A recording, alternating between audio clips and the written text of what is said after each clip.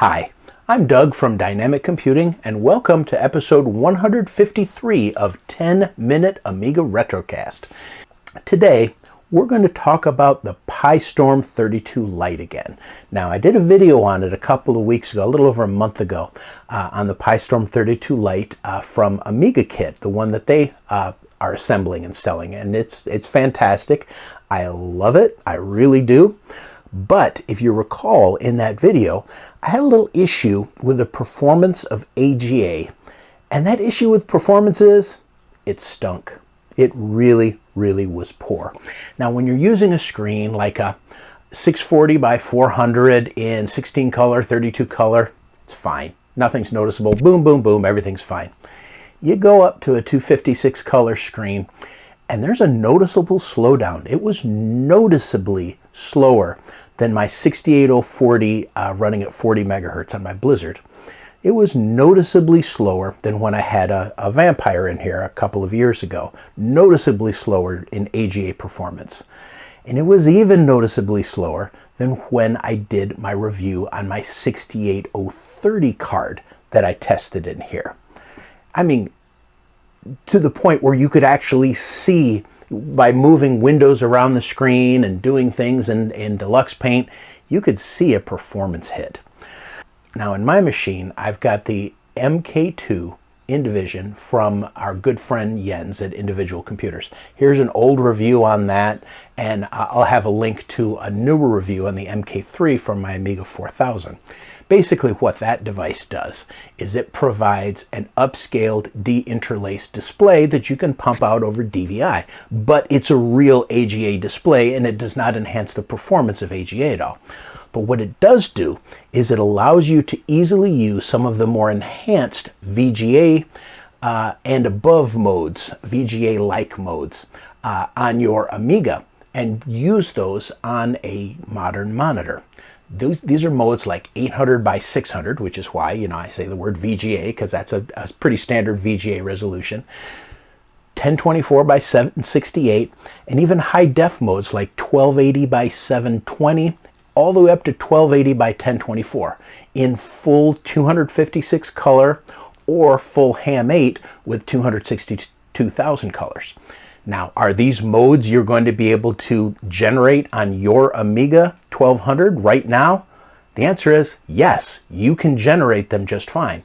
Will you be able to see them? No, because they're at these weird scan rates like 17 kilohertz, 21, 22 kilohertz, 24 kilohertz, where normal AGA is 15 kilohertz or 31 kilohertz in some of the other modes that you can display. And so you're not going to be able to see some of these really fancy pants modes without a special monitor or without something like the MK2 or MK3. Now, where you really will see a performance hit using a PiStorm in these modes is if you try like the 1280 by 400 modes, which all of our machines can handle. In high color, you are going to see a huge performance hit. Now, Kevin Saunders and I were playing around with this about a month and a half ago. You've seen on some of his videos an animation from Amiga Art Contest that I sent him where he was playing it back on his PiStorm, and it was pretty sluggish. And then you'd play it back on his Amiga 4000 with like a 68060, and it was much better. The performance difference was notable, even though the relative CPU speed of the PiStorm is so much dramatically faster than a 68060. What happens is, as soon as it hits those custom chips, it slows itself way down. The performance when it hits the Alice chip in there just is dramatically slower. Now, some people say 30-40% slower.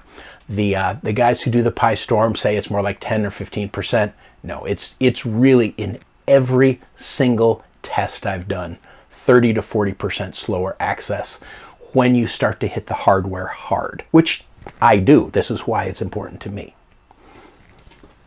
And again, does this make the PiStorm bad? No, I love the PiStorm. And for 70% of people out there who are maybe just working in 640 by 400 modes, or PAL modes if you live in Europe, you may not even notice a huge difference. Me, I'm working in high resolution modes. I see the difference. I feel the difference. So what's this video about today then? Well, there's a new update that came out a couple of weeks ago that supposedly addresses these issues fairly well and makes access to chip RAM and these graphics modes noticeably faster. And we're going to test that out today. What I have here, this is of course in RTG mode right now. I've got my PiStorm32 running in here with the firmware from about March 10th or so, and it's the firmware that I first really noticed that these AGA modes were pretty sluggish. We're going to do some tests using that firmware. Then we're going to do some tests on my Amiga 4000, which has a 68060, and on a nice BFG accelerator card. You'll see a review for it right there. We're going to do some tests with that, with the same thing. Then we're going to update the PiStorm to the latest firmware, and we're going to see just how she performs with the latest firmware. Come on, let's take a look at how the PiStorm performs right now. Let's start by taking a look at the PiStorm using its retargetable graphics. You see up here I got an absolute ton of chip memory available, absolute ton of fast memory available. And this is a 32-bit color screen, 24-bit color screen at 1280 by 720. And you can see that it is just blazingly fast. Absolutely no issues with retargetable graphics. But let's switch into a traditional Amiga mode.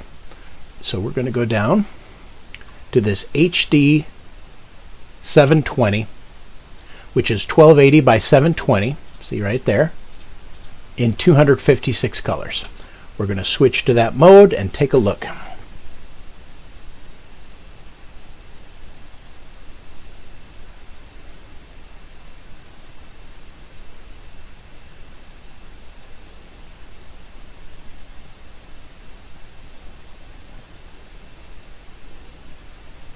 You can see already how unbelievably long it takes to generate that screen right there.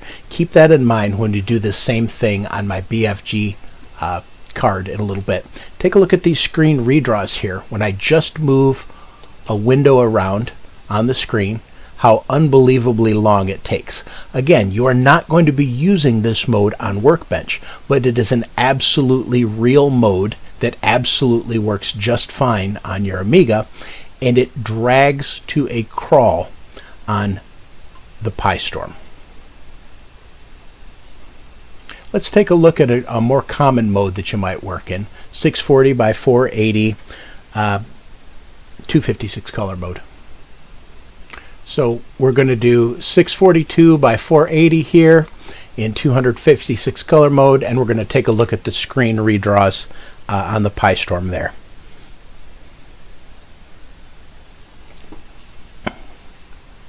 And these, quite honestly, are going to be substantially faster because we are working with a much smaller resolution, so you don't notice it as much, but it is slower than doing it on even my 68040. This next test that we're going to do here is a program called Bus Test, and Bus Test will allow us to actually measure the performance of things like fast RAM and chip RAM. Let me show you how that works.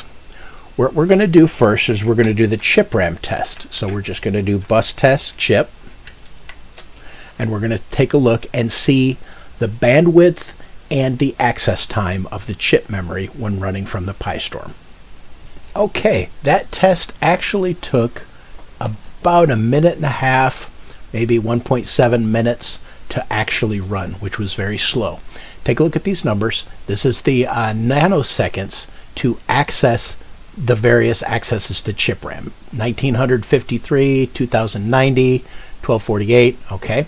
This is the relative speed, 1 megabyte per second, 1.9, 2 megabytes, 1.6, 3.2, 3.2, okay? Those are important numbers because we're going to do the same test on my Amiga 4000, and they're going to be dramatically different.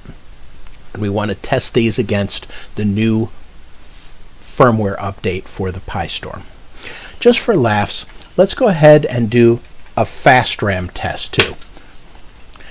And we're going to see a pretty dramatic speed on this fast RAM that's built right into the PiStorm. These numbers, absolutely unbelievable. 1.1 nanoseconds, 1.8, 2,186 megabytes per second versus 3.2 megabytes per second. The chip RAM has a theoretical maximum of about 7.5 megabytes per second. It's about the maximum it could ever hit. This is running at about half speed. This is running so much faster than a regular Amiga. It's unbelievable. Let's do another test here. We're going to really push this thing. We're going to do 1280 by 400 ham 8. Okay, so any of your Amigas with a PiStorm will be able to handle this resolution on an AGA Amiga. So we've got our 1280 by 400 image here. We're going to generate a nice circle with some gradients. We're going to dither it. We're going to do, and we'll create a big circle here and let it fill in the colors. And we're going to compare this with how fast this same, pretty much the same image generates on my Amiga 4000 with a 68060. 1280 by 400. This is a ham 8 dithered image. John Schaller will love it because it is AGA dithering taken to the extreme.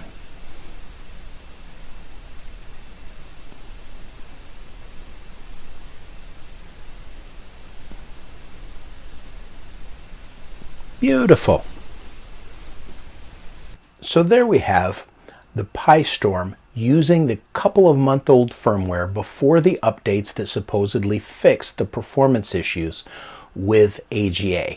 Now what we're going to do is we're going to go to the PiStorm MU68K website, and I'm going to put the latest firmware on here, and we're going to run those tests again, and we're going to see if this new firmware does what it's supposed to do.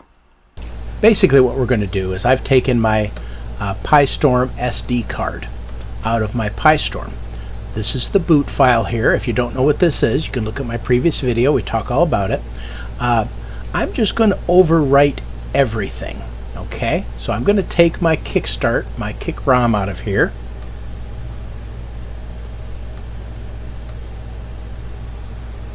I'll just put it right there. And I'm going to just delete everything. Boink. And I'm going to put the new stuff in.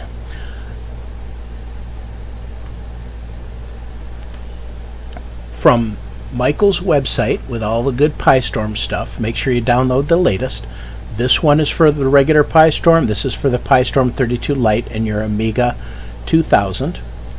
Sorry, and your Amiga 1200. I've already downloaded that. And we've already decompressed it. Here it is right here from 520. I'm going to select everything here and I'll copy it. We'll go back to my little boot file right here and we're going to paste it.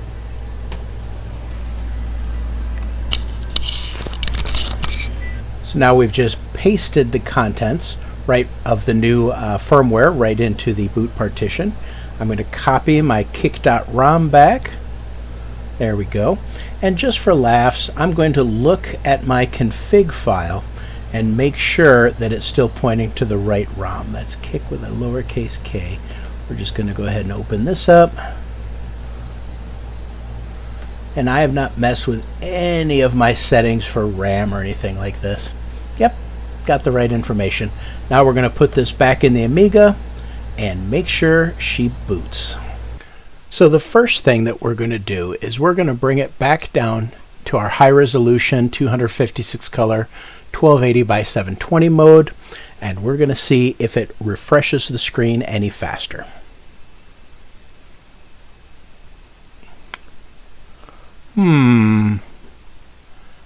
Is it any faster? That is an interesting question.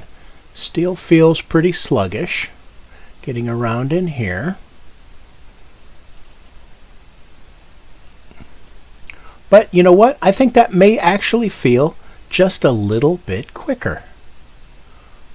Let's bring it back down to a normal mode, and we're going to check the speed and see if the access speed has changed at all.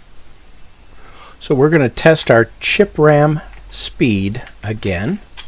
Bus test chip, and I'll have a link to this test in the description. It's right on AmiNet. And we're going to see if it finishes faster than 1.5 minutes like it did before. Okay, it did finish about 15-20 seconds faster, and you'll see these numbers maybe improved just a hair, but here the actual speed did improve by about, even down here, 0.5 megabyte per second faster. This is an improvement. This is something that was not happening before. This is positive improvement in many of these situations here. We're not going to test the fast RAM. We know that's fast. This is a nice 640 by 480 screen. You know, I think that feels a little zippier than it did before. Yeah, I would have to say so far, so good. But what we want to compare next is our deluxe paint. Let's try that in Ham 8.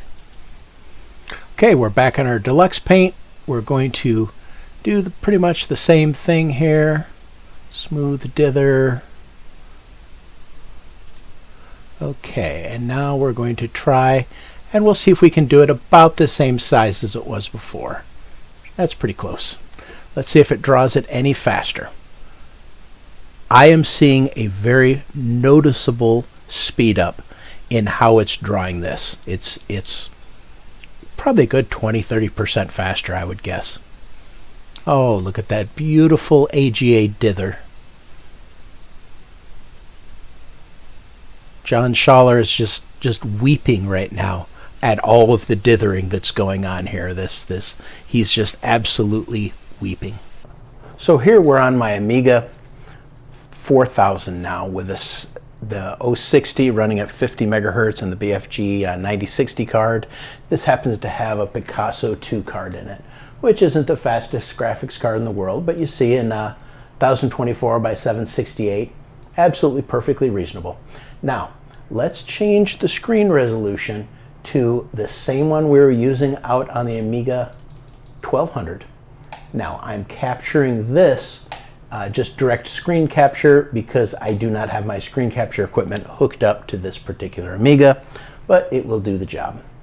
1280 by 720, 256 colors.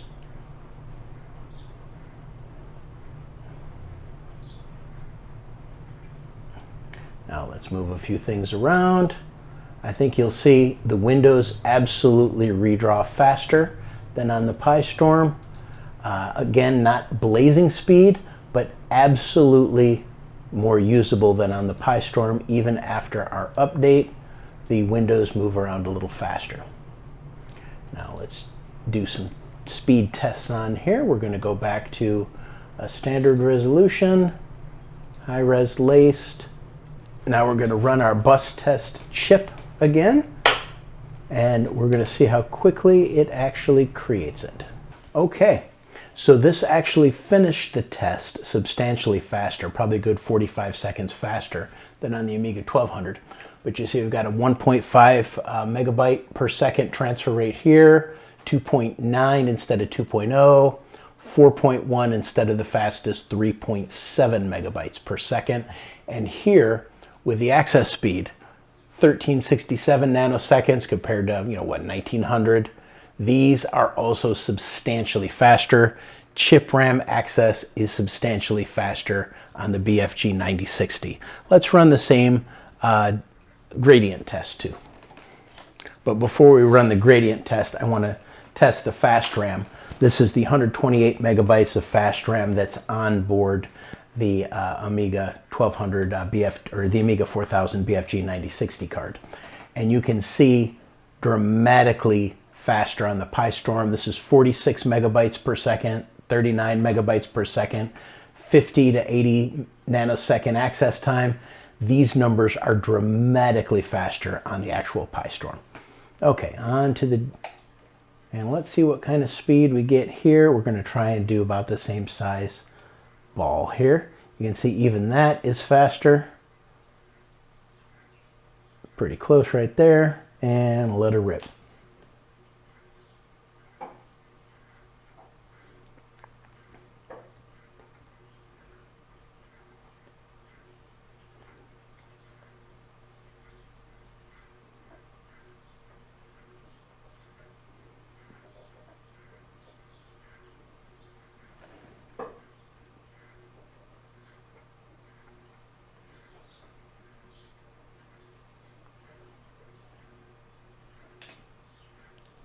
That's actually just about as fast as the new firmware on the PiStorm32 Lite. Interesting.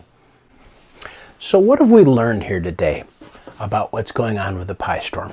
Number one, we learned that in March, the access speed to the AGA chipset and chip memory was pretty darn slow, maxing out at 3.2 megabytes per second, where the theoretical maximum's up to about 7 if everything's perfect.